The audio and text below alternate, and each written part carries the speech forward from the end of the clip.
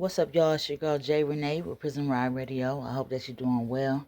This evening we got a brother on the phone by the name of Matthew. He gonna tell us what's going on with him. All right, we gonna dive into that, see what's going on. This call is from the North Carolina Correctional Facility. All right, hey bro, how you doing? I'm doing well.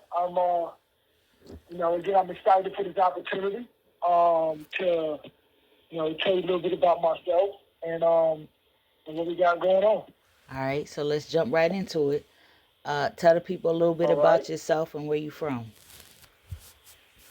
All right. Well, so I'm from Cary, North Carolina. Um, I was, for the most part, I was born and raised there. I was raised by my grandparents. They adopted me when I was 5. And it was a beautiful home. It was they are great people. And my biological parents, come from a background of addiction and abuse and stuff. So that's why they got me. But when they got me at 5, they did the best they could, give me a great home, went to church, and I played a lot of sports. Right. Did well in school. Yeah, so it was a good childhood for quite a few years. Okay. So what's going on with you now, bro? What led to your incarceration? Well, I started kind of young, getting into trouble. Just being a kid for the most part, so I was thinking I was just a little bit rebellious, and it kind of spiraled. And, just being impulsive, being stupid, not thinking about any of the consequences of my actions. And unfortunately, things kept getting worse. I kept spiraling out of control. A lot of it was I didn't have hope, really, to be honest with you. I could never really envision a future. I didn't really understand what the future looked like. Kind of thought that life was like a video game.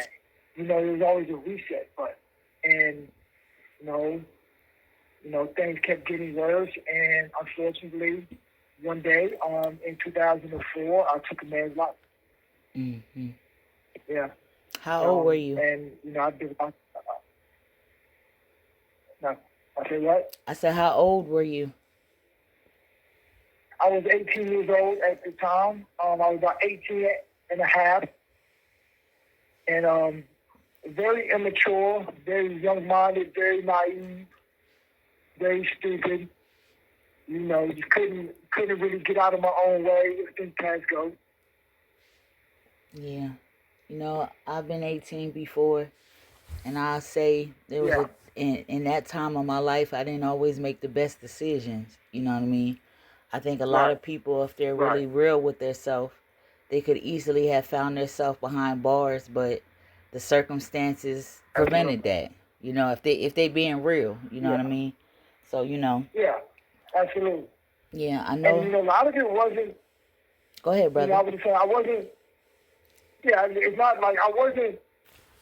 I didn't consider myself a bad guy, an evil person. It's just, not really thinking that, your actions have real consequences or that they really affect people, and unfortunately I had to learn the hard way, unfortunately. And, I caused a lot of pain, inflicted a lot of pain on a lot of people through those actions.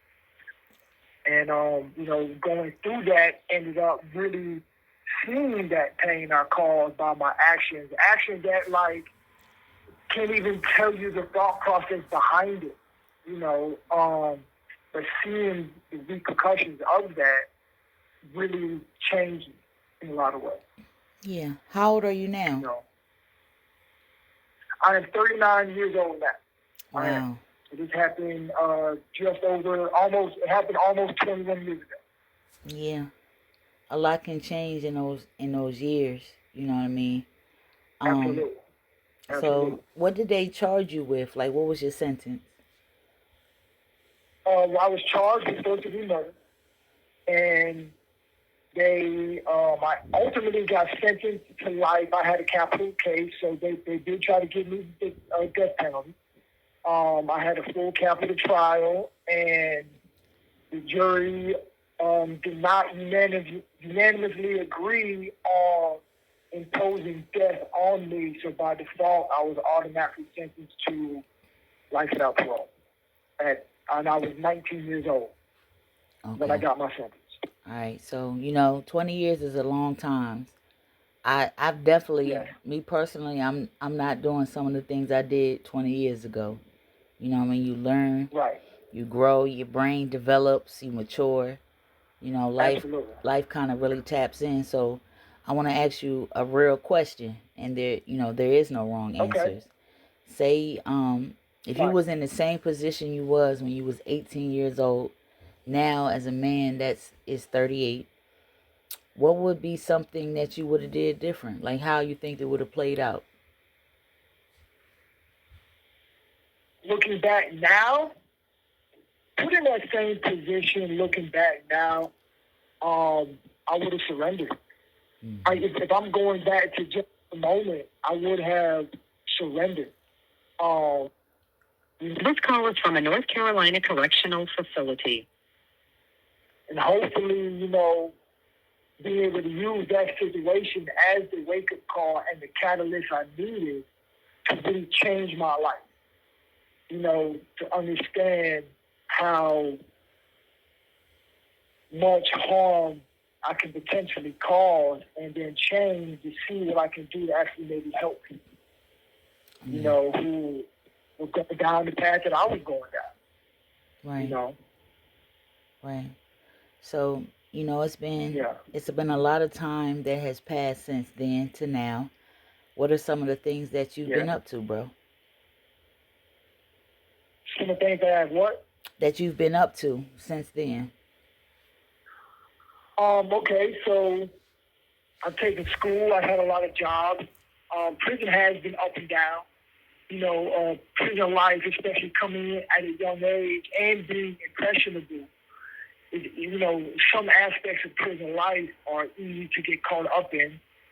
I did well. I stayed away from the gangs and stuff, but I was able to take a couple classes when I was young. I've earned 2 vocational degrees, one in upholstery and one in computer information technology. I was a TA for several years, tutoring and helping men get their GEDs, and really try to increase their education.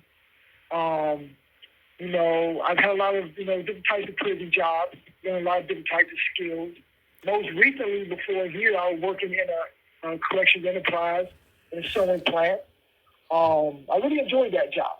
It was productive. I learned a new skill. I like to learn new things.